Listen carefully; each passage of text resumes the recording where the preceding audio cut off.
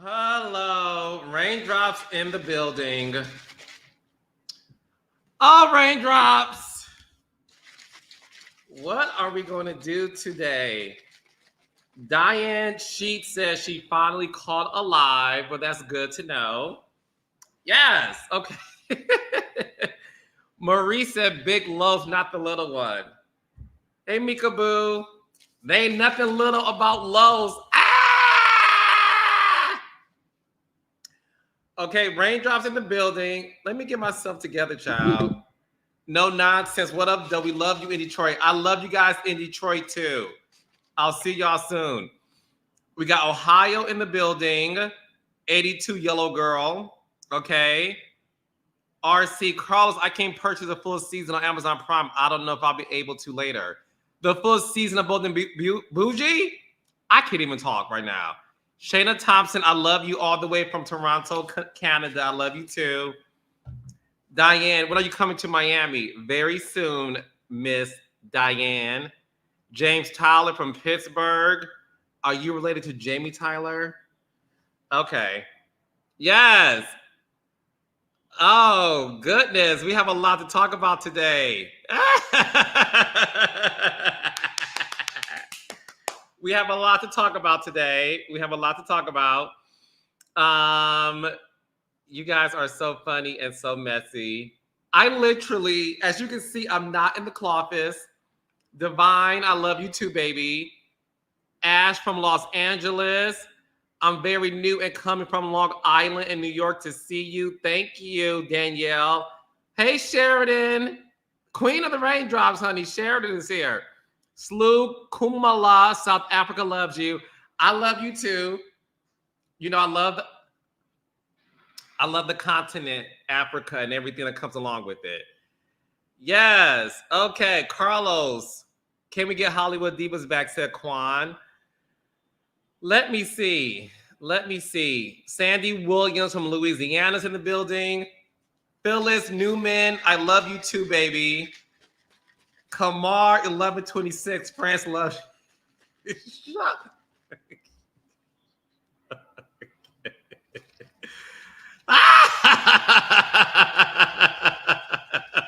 All right. We got Philly in the building. Hi, Joanne. The Kitra. Candace Harris, I love you, and the D. Yoli, we are getting a different. I had no plans of like, I'm not in the Clawfist today. There's a lot going on. But because you guys told me to get my fucking ass up and work today, that's what I had to do. But we got Princess, who is about to come on and join me. And this is going to be a very fun This is going to be a very fun and enlightening and delightful conversation. Hi, Daphne Kong. The raindrops all the way from sunny South Florida, baby. Yes. Okay. Did you guys catch Bold and Bougie last night? I need to make sure you guys are watching my brand new show, Bold and Bougie, that comes on WeTV at 9:00 p.m. Eastern every Thursday. So get the app. It streams on the All Black app on Mondays. Get the WeTV, child. Okay. Candace said my shirt is giving pure ocean. Okay. Carlos, stop ignoring the Porsha comments. No, y'all are messy. Okay, y'all watching Bold and Bougie. Karen says Bold and Bougie needs quad. Marie says yes, it's organic. We caught it and love it, said Tracy, but Porsha. Mika Boo's watching it. Divine Makoko's watching it. Jay Mitch, I always support you. Thank you. Lee said I'm gonna watch it tonight. Okay, cool. All right. Let me get Princess in really quickly, okay? And then we'll get started. Princess! What are we talking about, honey? I heard you call your raindrops, bitch. I was in the waiting room, bitch. Waiting. I put on my How are best. you, princess baby? Look, honey, when the Carlos King calls, you answer. Okay. I threw on a good wig and a good yellow for you, honey. And Yes, and I'm yes. here. Everybody, welcome Princess Banton Lofters. She is the OG of Real Housewives of Atlanta. How fitting that Princess is joining me, not only to talk about Bold and Bougie, the new show, my creation, Princess Star and Get It, every Thursday night on WeTV at 9 o'clock. Um, Teresa said Tamika is too much. Oh Lord.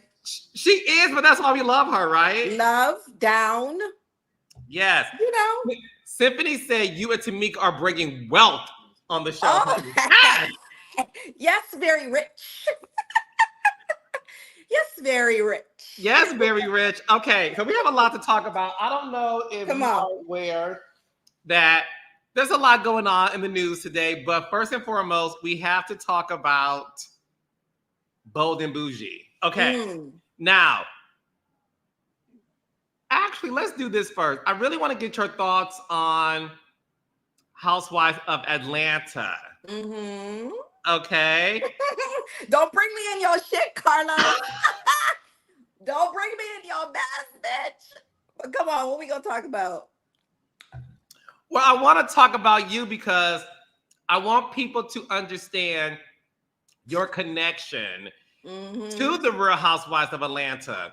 So if you don't mind, can you explain to the Raindrops exactly how you got connected to the Real Housewives of Atlanta and how this beautiful, educated Black woman from Canada is a part of the biggest show on Bravo?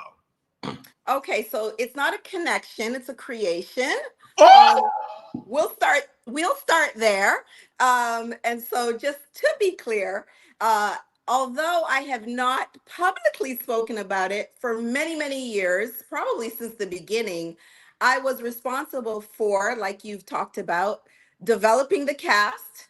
I created some amazing stars out of that cast, and point blank, period. Not folding your napkin, absolutely. Yes, honey. Uh, This is my prayer cloth. It well, just look, happens to be Louis Vuitton because you're yes, not the only wealthy person in the room. yes, we know he is very wealthy, honey. He is very I'm wealthy. teasing. I'm teasing. I'm teasing. No, Go no, ahead, he's not. baby. No, he's not. He's my boss, so he wealthy, honey. But absolutely, positively, people will throw around these terms over the years about me because I've been fairly anonymous, right? And by design. And so, to kind of catch people up, and we're going to do an exclusive, but today is a pre-exclusive. I in 2006, I moved from Canada. I was dating my gorgeous husband. And listen, I just had this thought in looking at these shows that were on. I wasn't familiar with reality shows because Canada still to this day does not provide the same access to reality shows as we do in America. But I moved here, and one thing I did know is I knew some fabulous women, and I knew that there was these gates that the women of Orange County were exposing, but those gates existed right here in the good old Atlanta. So I, being a socialite, even at the time, because I was married to a doctor, I had kind of these inroads to this sort of circle of women that I knew I wanted to see on television. And I wanted them to be on television because it represented me. It represented people like me. It represented Black women. And that was my sole goal. I would never have thought in my wildest dreams that it would be as big as it was, not initially. After about season one, I definitely knew. But initially, that was my goal. So I literally, by myself without the production company. Nowadays, you get a Carlos King or a big production company to come in right away. But it was really just me talking to the producer who worked for the production company and saying, hey, give me a chance to put this together. And I came home, and Nene was my second interview. And Who was from your first interview? my first interview was a young lady named Carla Miles. Oh, yes. And I met Carla because, like I said, I came home. I said, give me 3 weeks. And he was like, okay, little girl, sure, let's see. You're not the first person to talk about a Black ensemble cast, because I was very direct. I was very listen, I said no holds barred. I want a Black cast. I'm not interested in talking to anybody who's not Black. Period. I didn't want to see a cast that resembled anything like Orange County, even though this was something fairly new even at the time. I was like, well, where are the Black women on TV? Because we look good, we drive good, we live good, we wear fur to the game, and we're here. And I wanted to see that. So that was my goal, is to do that. And I think you know giving you kind of the Coles Knowles version of this, it really was upon me to find the women.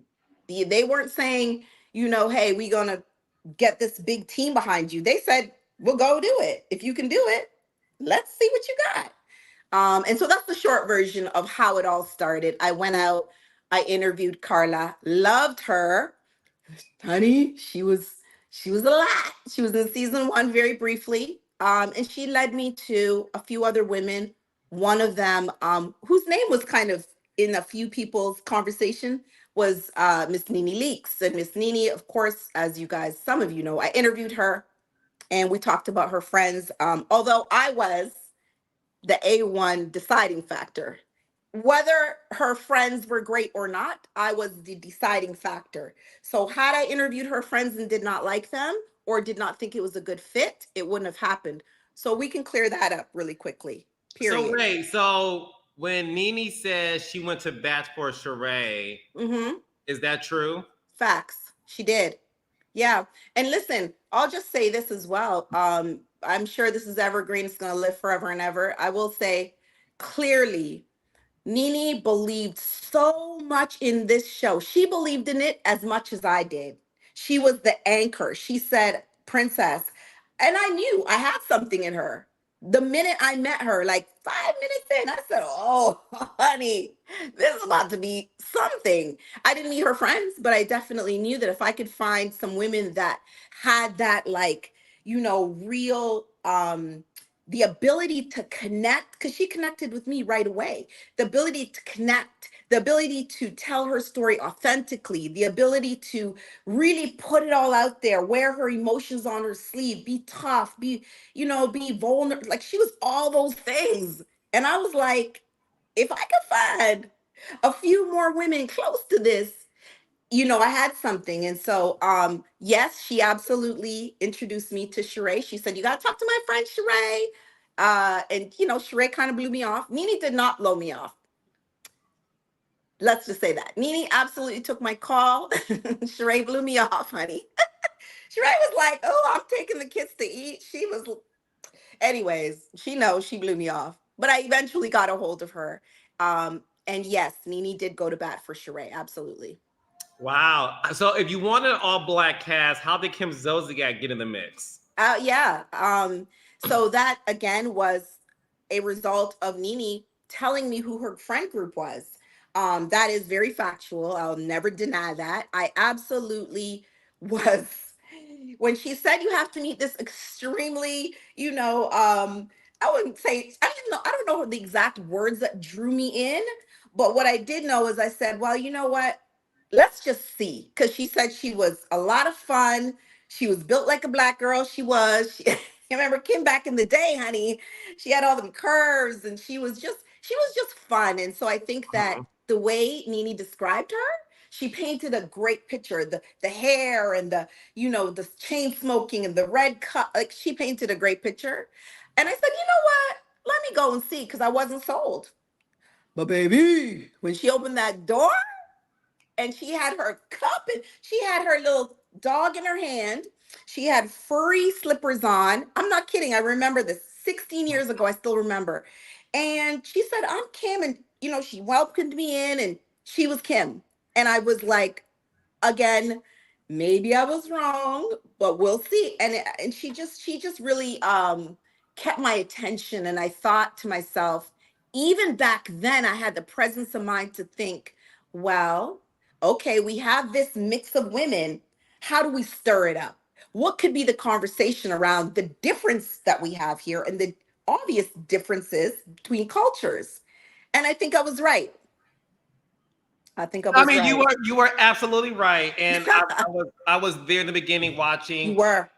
watching your vision come to life and being a part of that process. And again, we'll do a formal sit down Hmm. interview and go really deep. What I want to ask you though is this: why is it that your name is never mentioned when people talk about how the Real Housewives of Atlanta got started? You would like to say that you created the show. Is that correct? I want to make sure I respect your. Yeah, well, I'll say this. I say, and I've said this before. So legally, when I signed my contract 15 years ago, because that's a whole part of the story that we'll leave out till the exclusive. It's a very fascinating and important part of the conversation. But I knew that the franchise is a franchise, was created by Scott Dunlap in Orange County. You know this. Mhm. So this franchise existed before Princess. So when you start to use these technical terms, I've dealt with it for 15 years. When you say developed, created, founded, for me, I wanted to respect the creator of the franchise by using the word developed. At the end of the day, developed, created, put together, came up with, built. Bitch, it's all the fucking same. It's all the same. It's me. Oh, can I curse on here? I'm so sorry, bitch. You know I curse. It's all the same. And that's where it lies. I created the franchise. Now, I will say this as well. Everybody knows that Andy Cohen's name, and I'm going to answer your question in a minute. Andy Cohen's name is very much and rightfully tied to the show, just like yours is. Even at grand times, it's necessary, right? Mhm. Um, However, what people sometimes don't understand, and you certainly do, is there are levels to who's involved and who the gatekeepers are and who the executives are and who the check writers are. Andy Cohen was the person who said yes to even considering Atlanta because he was the senior vice president of programming, I believe, at the time, Mhm. and overseeing all of the Housewives franchises. So that's an honest, I think, mistake or slash thing that people do because it's his baby, it's his thing. So I developed, created the Atlanta franchise.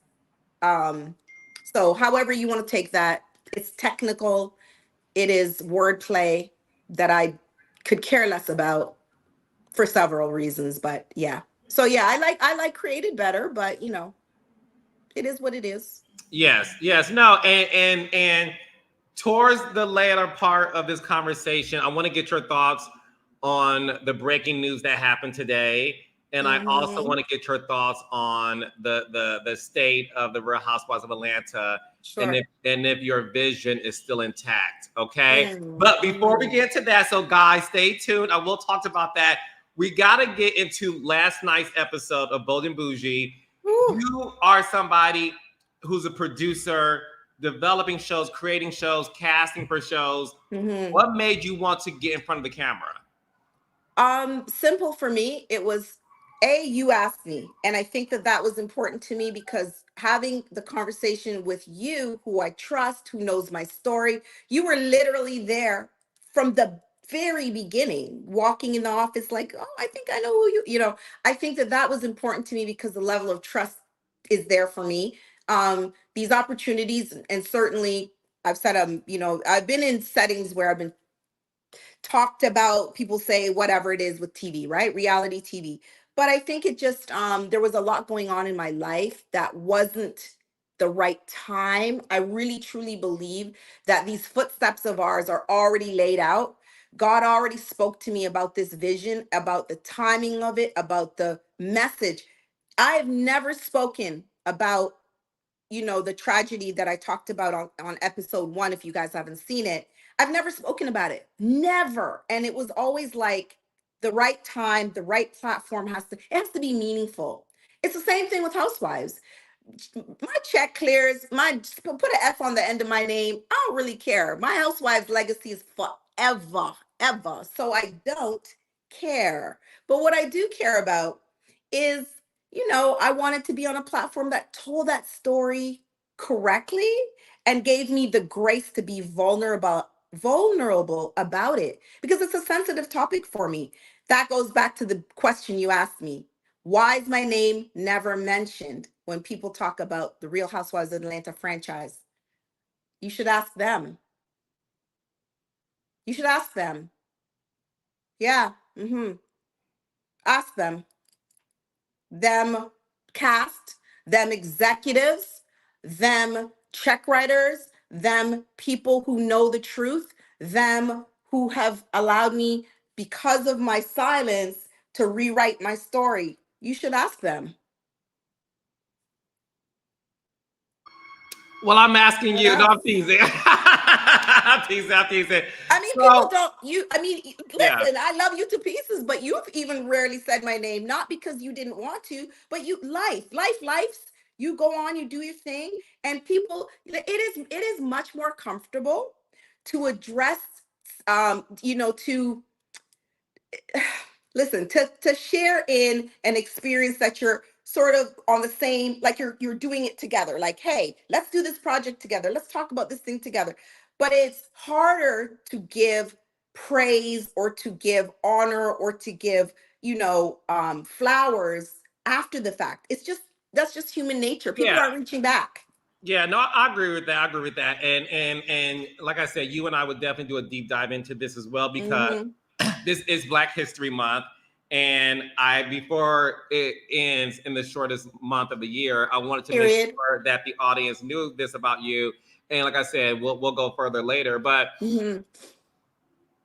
doing Bold and Bougie, being in front of the camera, the first episode, surefire hit, is the talk of the town. Hmm. People are calling Bold and Bougie what they felt like was missing on Atlanta Housewives. They feel like this is the real Atlanta, the new Atlanta. As you were filming, and you being a producer, and be real, because I never asked you this. Yeah. How do you feel about Bold and Bougie, knowing that you helped create Atlanta Housewives? Exactly what you said. I love the differences, right? At the end of the day, Housewives Atlanta specifically is a cult followed. I mean, it is its own little island and entity. It cannot be penetrated really by anything else.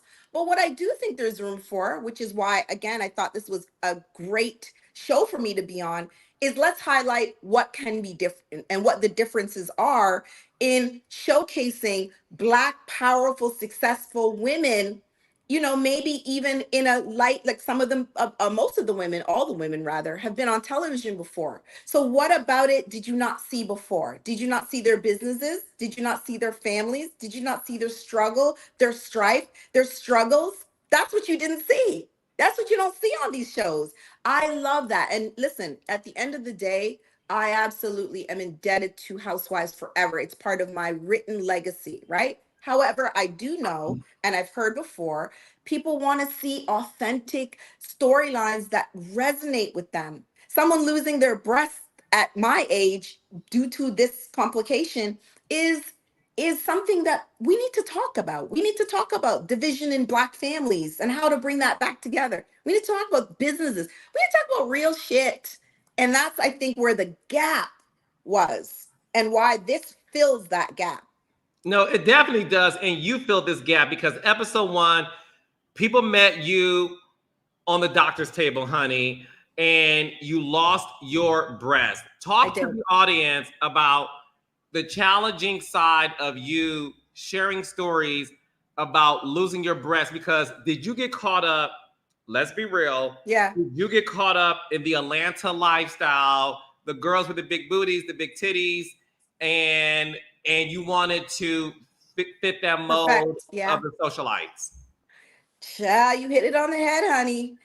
Let me just tell you, I've been married for a really long time. I've been out of the dating pool forever and ever and ever. My husband loves me regardless. A lot of people talk about self-esteem and the reason why you want to do it for a man, for all this. No, for me, I'm bottom heavy. I've always had a small waist, and at times when you look at my frame, I can be broader chested. I started to feel, looking at Instagram, looking at these reality shows, like I kind of want to fit in.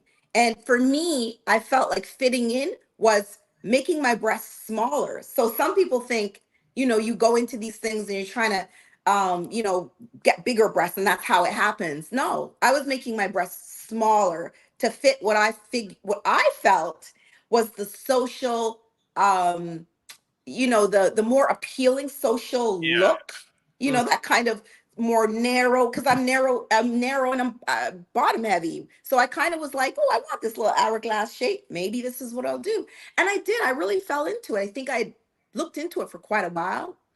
I didn't look long enough because what I didn't realize is this happens all the time. It happens to women and nobody talks about it. They just suffer in silence and think, well, I made the decision. It's vanity. I'm stuck with this. I'm stuck with it. Let me just, Mm. me included. I was so embarrassed when this happened to me that I literally shut. I became a turtle. I just went all the way in and stayed there. And it was like this, I think even this show has what's kind of waking me back up and been like, bitch, you better live. You better tell these stories. You better let women know. Even women like me, because people say, well, maybe it's like you went to, you know, Columbia and you got your thing for the cheap. Nah, bitch, I paid a whole lot of money. Y'all look up that doctor, honey. He's not cheap. He is the doctor of these celebrities out here. And he's a great doctor. But it just happens. It happens. And right now, do you have both your breasts? I have a little, you know, little something, honey. You know, y'all can see I got a little something, something. I get right. Listen, they and I put them out on the show because I'm proud of what's been They able to look be. good. Baby, don't they look good, No, honey? wait. So you have breast. I have, yes, I do. So what I have is I had to go through reconstruction. I Okay. went through 11 surgeries, all under anesthesia. Not one of them was awake, except for the filler that you guys seen on the show. No, I went to sleep every time. So I've had a series when you go through this type of thing.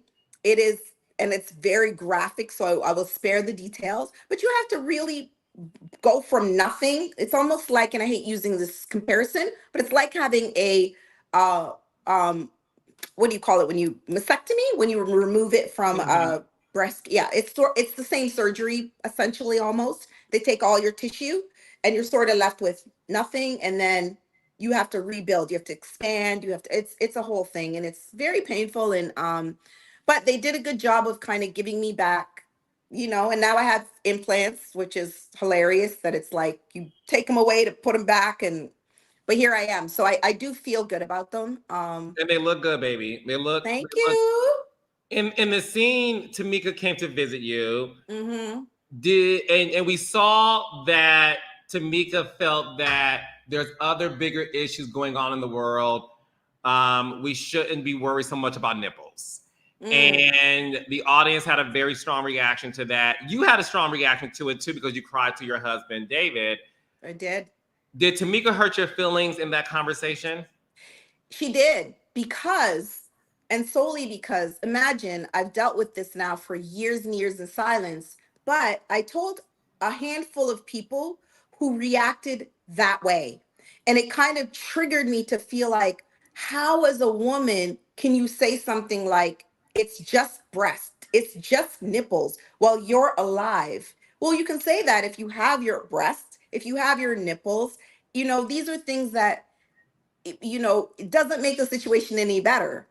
You know, going and chopping off all your hair and being like, oh, it'll grow back. In the moment, you're like, bitch, what the fuck did I do? I'm a bald headed bitch now. Like, you react in a way that is how you feel and Mhm. how your emotions deal with it. For me, it's triggering when women say, because I've had this happen, and I had it happen to me with somebody that was really close to me. And I remember being so disappointed in that conversation that I left thinking, this can't surely be what women feel and think. And then here we are on national television. And that's the first thing she said. Look, what you see on the show is what you get. What they say, me included, is what we said. Yeah. So you see it. It was triggering, and it was hurtful, and it definitely hurt my feelings. Mind you, she was in there clowning too. She was like, she was being a whole, you know, comedian in there. But it doesn't take away from the things you say if you say them and you mean them, right? Yeah. What are your thoughts on Tamika? I think Tamika is it's interesting because as the season unfolds and as I filmed with her and it unfolded, I have known Tamika and knowing meaning like, we are in the same circles, we share some of the same friends, she's come to support a lot of my events, so on. But I didn't know her on a deep level. And when I kind of feel like she kind of goes from one person, like, listen, and I don't like throwing labels and terms around, but honestly, it's like one person 1 minute and another person the next minute. Like 1 minute, she's like saying something kind of like short to you or crass, or she's, or even to one of the cast. And the next minute, she's sunshine and roses, and we are not going to do that because we are staying. And you're like, what in the bipolar is going on here? What is, and I don't want, again, not using the term, I'm saying she is, but I'm You felt saying, like she was giving you Dr. Jekyll, Mr. Hyde. baby, there's a lot. I swear to you, it was very like she would come back and be so nice and be very, let's be peaceful and women in power. Like it was, but then she would say something that's not nice, not kind.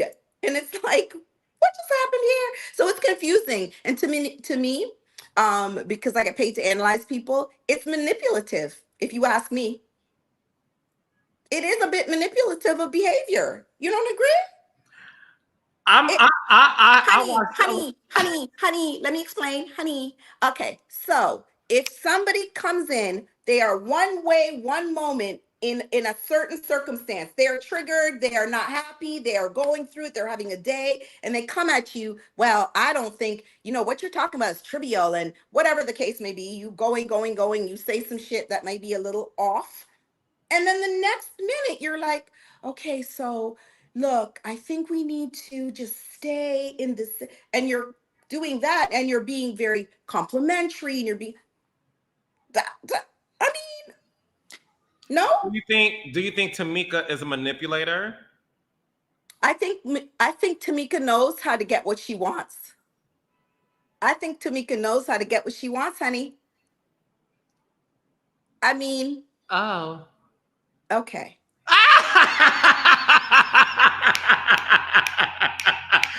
Welcome to I the just princess, listen. honey. Yes. I listen, and I apologize for all who have been watching season episode 1 and 2. I feel like I will regretfully say there was some strong personalities on there. But one thing people may not have seen is I can Carlos known me for a long time, and people had to pull me to the carpet sometimes, be like, "Now, bitch, you being yourself." But what I was doing was I was analyzing with my eyes to see what was going on. And so some of that reads a little like, what now? But this is me. I listen, it is what Yeah. it is. This is how I feel. And I do, tend to say what I feel. That's what No, I you do. feel. And that's why we cast you, baby. One of the things that happened in the first and second episode, again, Bold and Bougie every Thursday, 9 o'clock, 8 Central, We TV. We TV. What were your thoughts on this Crystal, Malaysia, Tamika trifecta? Because the thing is this, Mm, I said that, and it's good that you know this. okay. You are also a part of Atlanta's social elite, of a very exclusive club of Mm-hmm. wealthy women in Atlanta. And stop me when I'm wrong. It's a very exclusive clique in Atlanta. It's cliquish too. It's It's very cliquish. There's a few mean girls who are sprinkled in that clique. mm-hmm. Okay? You're in that clique, right? Mm-hmm. You are part of that clique. Manetta is one of the women in this clique, right? Okay. Okay. I see where we're Yes or no? going. I'll put words in your mouth. Yes or no? Listen, it's no secret. I am the good thing about Princess is there are cliques in Atlanta. Period. Point blank. If anybody tells you any different, false. It just clicks. Okay. And I hate when people try to be like, there's really not. No, no, no, no. There's absolutely clicks. Princess has been able to fit in all of the cliques. I'm fit amongst the cliques. So I know exactly what you're getting on.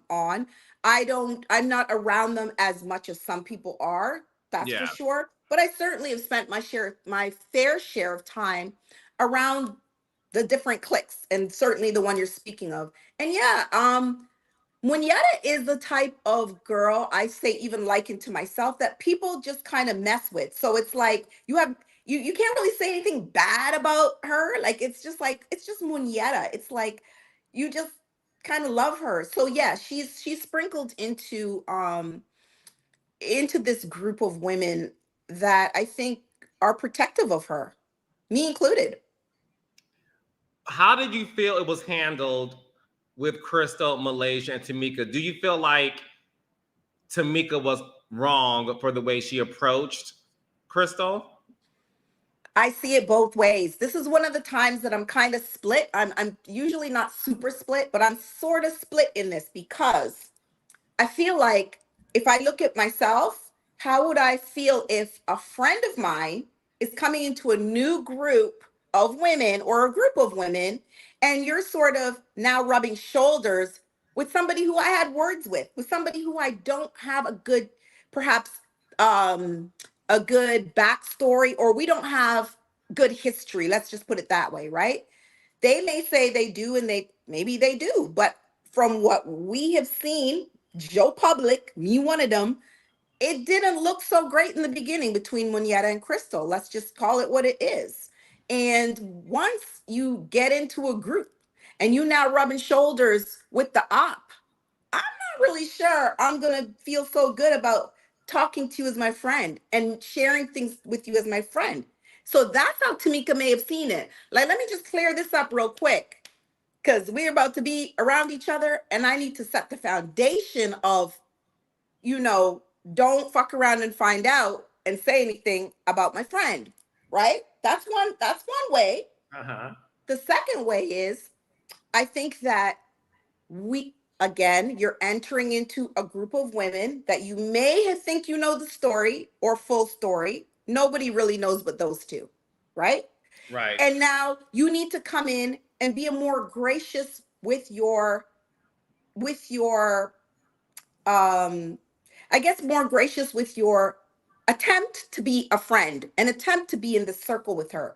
So you may want to lead a little more with, I'm Tamika, I know that you're Crystal, you know, and kind of give it a little bit more compassion and like soften it a little. I think that's how I would have done it. I would have done the same thing. I'm really not gonna lie. I really would have went in and been like, hey, you know, I heard a lot about you. Just so we're clear, you know, Monieta's my girl. I may have softened it. I may have said it with a hug, but I'm gonna say the same thing, which is don't fuck around and find out, because I don't want to put you in a situation as my new friend where I have to clear it up and make you know that Monietta is my friend, right? So I think that that's it. I see it both ways. Um and that's that. I mean, shit. Yeah. There's really no, you know, I don't know. I think the audience is split too, right? It's kind of like, No, the audience is definitely 50-50 because it is like this girl code thing, right? So, and that's the beauty of the show because that's how it really happened. It wasn't staged. It wasn't produced. That's how it really baby, happened. listen, Linda, I mean, it happened with me. Okay, I walk in, I meet Crystal. She's delightful, lovely, you know, early bird Linda, me, early bird princess was there. So I got to see her, interact with her. I thought she was great. So Tamika comes in and now embraces me, and it literally was like, stir.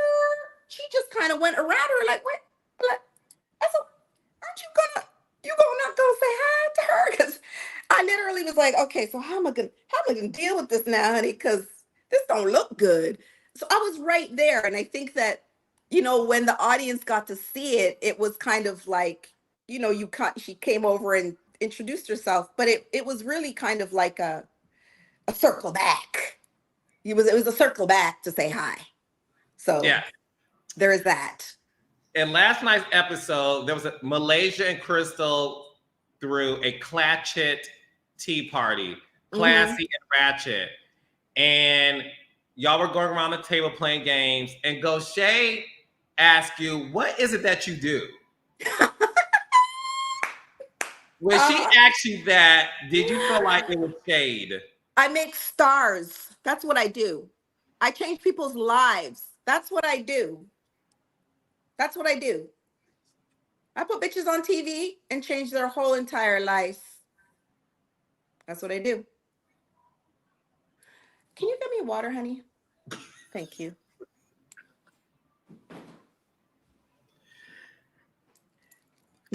Sorry. Do you need to take a sip of something? Because you can. Oh, I don't want that water, honey. This one. Or just Wait, are you really getting water? well, I can't find water, so we're gonna take something else. But well, yeah. I have some H2O. Not a soda. I needed a sip, honey. Did you? We all know what I did. I will say Gaucher will ask a question. She will always ask a question. She's great for asking questions. So, in the moment, I was like, I think everybody, listen, I had a little shindig at my house. Everybody in the whole room, the breath, the air left the room. They went, what? I'm sure the audience, whoever knows, including y'all, was like, did she just ask?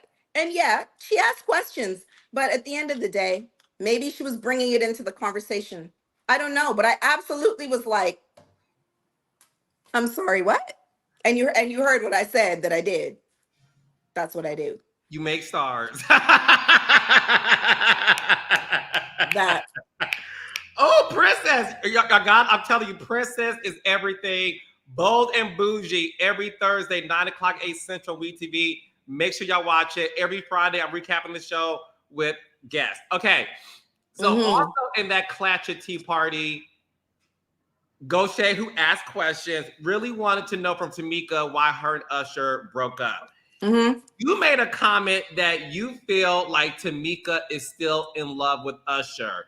Why do you feel that way? Because I feel that way. I still feel that way. I stand on that. Like, I'm not going to waver on that. I do. I think that I can say that because it's my opinion. Whether it's the truth or not is a whole nother issue and separate issue. I stand on that. I love deeply. I love my husband down. Honey, if he left me tomorrow and somebody was trying to, or a year from now, 10 years from now, I would still love him. And because you could see it. So 10 toes on that comment. That's how I feel. Okay. You should ask her. Just to clear it up. So it doesn't come from me and my assumptions. I mean, I'm gonna, I ask a lot of questions. So I'm definitely gonna ask. When you saw Gaucher read an excerpt from Tamika's book, Here I Stand, did you gag like the rest of us did? I was dead. Ooh, I was dead. She said, receipts in chapter 6. Honey, I was dead. And I lived for it. Because what you should do is absolutely know the things that you say. And you got to remember, that's one thing about me. You can never say no lie, no nothing. Because I can't lie. I cannot remember. I would never be able to lie because I can't remember shit. Like, I just be telling the truth and that's it. But when you say something, you got to be able to back up what you said previously, right? Because especially with this TV game and internet and social media, someone will just go back to, oh, here we go, 23 weeks ago where you had said, and pull it out. I was dead. I lived for it. Lived for it. Yes, honey, yes. So we're only in episode 2. We have more episodes to go. What can you tell the audience what to expect from the rest of the season of Bold and Bougie? I think that, like we talked about at the very beginning, this is this word may be overused in this description of this show. It is such a transparent show. Like, I mean, we are all, the women on this show, we are all willing to say, I may look vulnerable in this moment, but I'm going to talk my shit anyways, because it may be, useful for someone else. It may be beneficial for someone else. I think that the beauty of this show is exactly that. We really do live our authentic lives. And we don't always get along. And, even when you see us on the show and we're kind of just, we're cool with each other, we know that at the base of our understanding as women, we're here to uplift and empower each other. But we're women and listen, I have never been on television before, and I'm very rarely on set. So even this experience for me to watch the women be transparent, I was like, wow, I get it. Yeah, this is what we need as a society. And y'all been asking for this. So if y'all been asking for these types of shows where we show real stories, real lives, real transparency, y'all need to watch and support this show. Tell a friend to tell a friend to tell a friend, because it's authentic, it's real, and it's inspirational. It's something that everybody can take something from. So that's what you're gonna see. You're really gonna see it, and Yeah, no, that's I what I agree. love. Real stories, real relationships. Nika Nichelle had a good question. Okay. And then we're going to talk about Porsha. Um, Nika Nichelle had a good question. Who is not on the show that you wish was on it? Well, we know Mo deserves a check, but besides that, I'll split mine with her. Big Manetta. Oh, child. Sorry, Mo. Oh God, who's not on? I love me some Quad, but Quad is on another franchise, so and then she fits there very, very well, because that's her thing. Let's see. God, who is? I don't know. There's really so many amazing women in Atlanta, and in this sort of circle that we're in. I think there's quite a few people who will fit well. Whether we will accept her or not is a whole nother question. Because I don't really like new. Well, shit. Anyway, let me be quiet. Let me be quiet. But there's a lot of great women. I really have never thought about that. We are in episode 2 of season 1. Yeah. So, you asked me episode 6, I might come think of some girls, but no, I think we have a great cast. And any addition, I think would be great, because it'd be, you know, another extension of storyline that's probably needed, that's different than ours.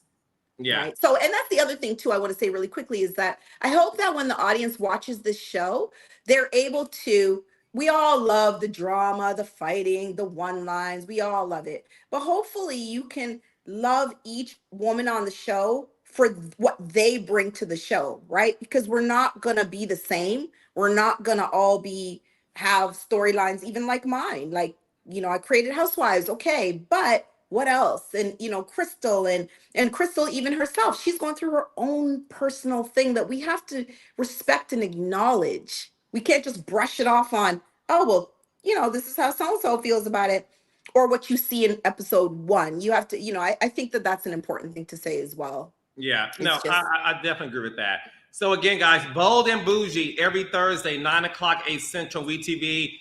Go on to demand, watch it on the WeTV on demand. It's on the All Black app. Make sure you guys watch. It's a really, really, really good show about a group of successful Black women in Atlanta who are all a part of a social friend group. Speaking of which, the Real Housewives of Atlanta trended today because some breaking news happened. Before I share my thoughts, I would like to talk to you as the person who, again, created, developed, orchestrated, all conceptualized the Real Housewives of Atlanta. What were your initial thoughts on the breaking news that Porsha Gubadia has filed for divorce? Okay, so I'm going to start by saying I was really saddened by it. I'm a married woman, right? And I think that connections that are in that marital space are really important, because that's the person you lean on when you can't lean on anybody else, or that's who you should be able to lean on. So initially it was like, oh, damn, it took me like everybody else, like, girl, what? I was saddened by the news. No woman wants to hear it, married woman. I seen something a day or so ago about Simon, and it made me kind of be like, oh, I wonder how this is going to play out for his family. And so genuinely, and I actually have a connection to his other the whole family, because I know his his first baby mom. I don't know what you can call it. I think it's ex-wife, first ex-wife. I know her well. Okay. And so I've, kind of been in that conversation multiple times. And I think that I like Simon. But when I saw it, I thought, oh, how is this going to play out for this powerful, strong Black woman if there's any truth to this article? If there's any, even a glimpse of truth, where's this going to go? So I was really saddened by it. And that's really it. Like, I don't, there's nothing else than sadness for her and what she's going through. Yeah, no, listen, it's very sad, and listen, it's no secret that Porsha is one of my dear friends who I hold dear to my heart. She's like a sister to me. Love her. Yeah, I love everybody who knows Carlos King knows my heart is it pounds for Porsha. Right. I give Porsha her props with everything that she touches because it does turn into gold. Which is why I suggested her for the show and sent in her interview in season. You know that. I didn't work on season 5. So you're the reason why Porsha's on the show? Yes. Yes. You didn't know that? I didn't work on season 5. No, you're right. I forgot you weren't on season 5. You recommended Porsha. Come on, let's bring Mrs. Joy Chin into this chat. Joy Chin has joined the chat. So yes, very quickly. Give us wait. We have wait, guys. Exclusive raise. This is an exclusive. Aren't you guys happy that y'all told me to get my ass up and go to work? Because y'all are seeing the real. I did not know this. She is Big Princess, not the little one. So I have known you for over 15 years. Yes. I have. It's funny because as I'm thinking about it, I don't think we've ever heard the story of how Porsha got on the show. So wait, you're the reason Porsha's on the show. Can you explain to us how that happened? I will be happy to explain it. So yes. I was working, in LA, season 5. And for those who don't know, in and out of between season 1, which I worked on in season 2, all the way through to probably season 12 or so, I was, the production would contact me and I would either be involved in bringing new women to the show or certainly suggesting women that were going to be great for the show. This was one of those years that I was contacted. I wasn't able to do full, casting or development, but I was able to certainly suggest some women. And Porsha had been put in front of me in season 2. So wait. Hold on. I know this is Black History Month.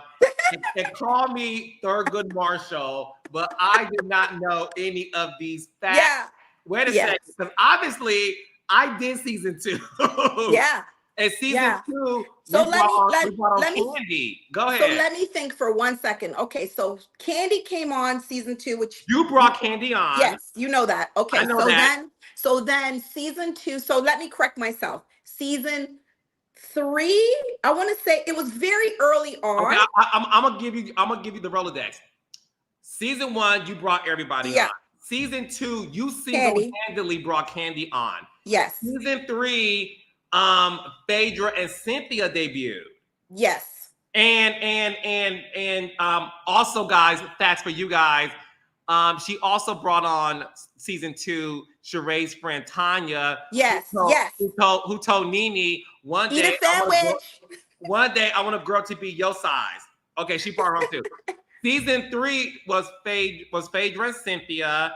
Yep. And then season 4, we didn't have anybody. So what season were you first introduced to Porsha? So I want to say, without having to dig back, it was a long time ago. I want to say it was probably season 3 or 4. And the reason for that, you mentioned her name already, Tanya. So Tanya was married to Cordell, which was Porsha's ex-husband. Very early on into the franchise, her name had come up to me because they were saying that, there's a young lady who's married to Cordell who is, beautiful in personality and so on. And for whatever reason, the first time she was suggested to me just wasn't the right time. Like you said, there was cast members being introduced to the cast. It was just things that didn't align with her being able to be interviewed. She was suggested to me by Portia's ex-assistant. I don't think Portia likes me to say that because I've said it before. And you guys seen a big blow up of the assistant and her on the show. Anyhow, but that young lady said, "Hey, you need to look at her." Okay, I thought, again, thinking about how this would play out and perhaps the goodness that could be there or the juice that could be there.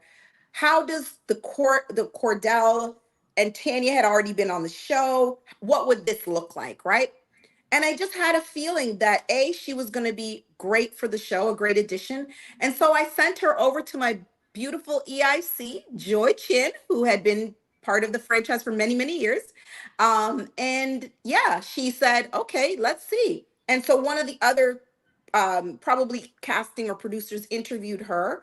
And I got an email saying, your girl made it. She made it on the show. And I literally remember going, huh? Because I had suggested a few people, but I had sent in I wrote something and was like, this is why she needs to be on the show. It wasn't just hey, you should check out this girl named Porsha. It wasn't like that. It was what I do, which is send in this is her picture. This is her story. This is why I think she'd be great. That's what I do, whether I'm being paid for it or not. Because, again, I want to see the show succeed.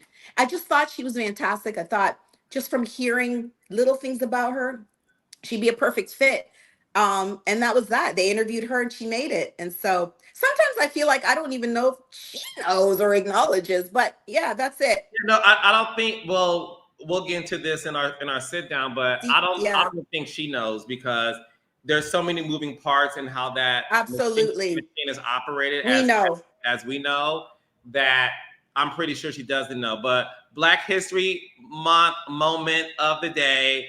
Princess Batten Lofter discovered Porsha and recommended her for the show. I did not know that. So I love it. That is amazing wrap up. I didn't know you didn't know that. I didn't know that. But no, so going back to what you were saying, I agree. My heart goes out to her. I attended the Nigerian wedding, and I said this before. What I saw with these two eyeballs was nothing but love, which is why I'm not going to sit up here and say further with that, because knowing my good sis Porsha, she gonna be, bitch, you about to say she gonna be all right, she gonna be good, she gonna be listen, she's very resilient and she will tell her own story. And I think for me, I want her to tell us what she's going through, how she's feeling. Is her story to tell. It is. It happened so fast that I was literally, and for my raindrops, no. First of all, I wake up at 6 o'clock in the morning. So don't be talking to me at 8 o'clock in the morning. Are you up? I've been up for 2 hours, raindrops. I do run a company, honey. I wake up at 6. I meditate. I get my Bible on. I talk to the Lord. I eat oatmeal and blueberries with a splash of flaxseed oil. And I also, so I've been up since 6 o'clock. So when the news dropped at 8, I was in the car headed to the airport because I don't fly private. So I had to go. Oh, well, we have to change that. We got to change that, honey. Because he is what? Very rich, very successful, very talented. I want to be on the PJ, honey.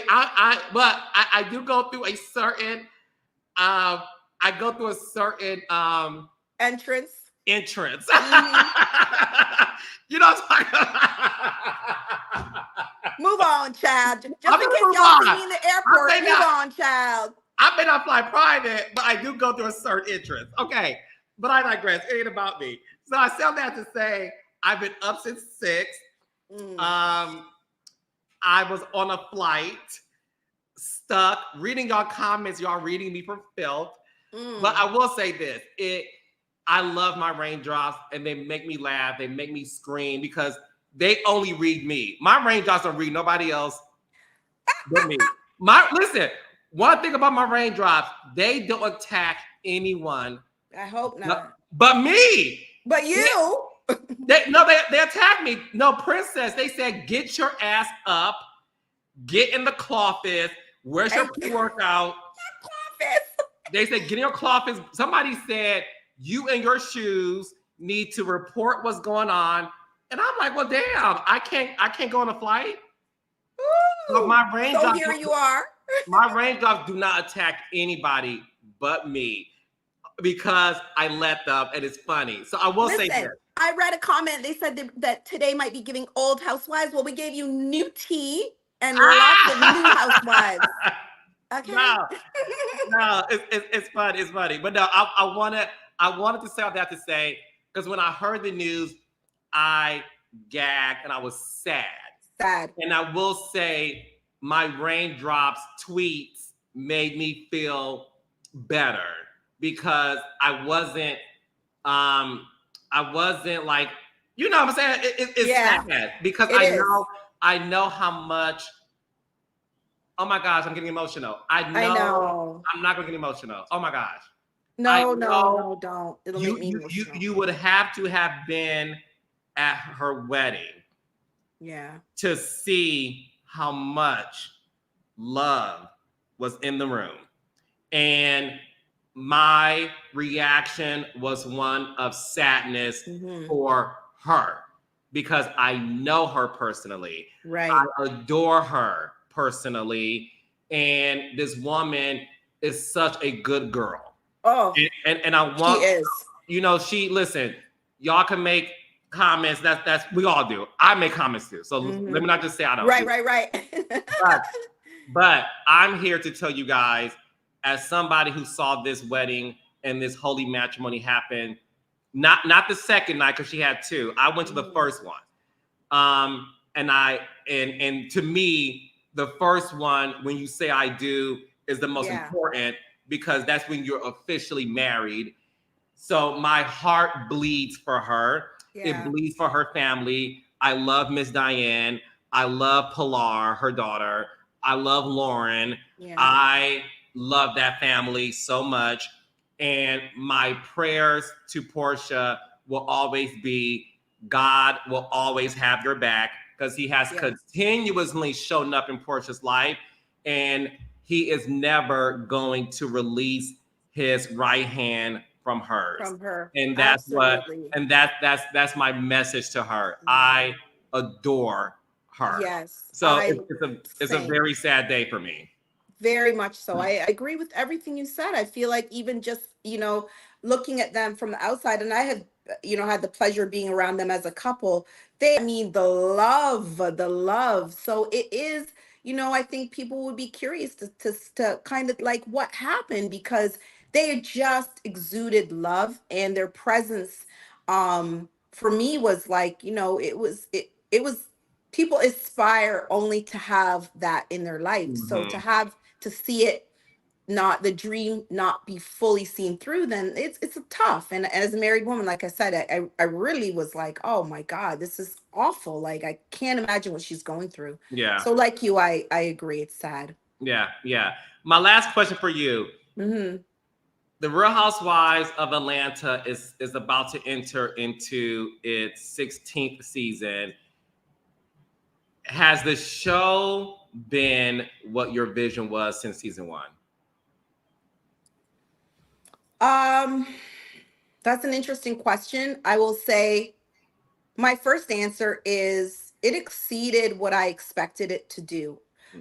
It really did. My first vision was like any show, we know this being on the development side or being creatives, you have a vision for your show. For me, it was these women, similar to the show I'm on now, building businesses and seeing fabulous lifestyles and flying around the world and on yachts, right?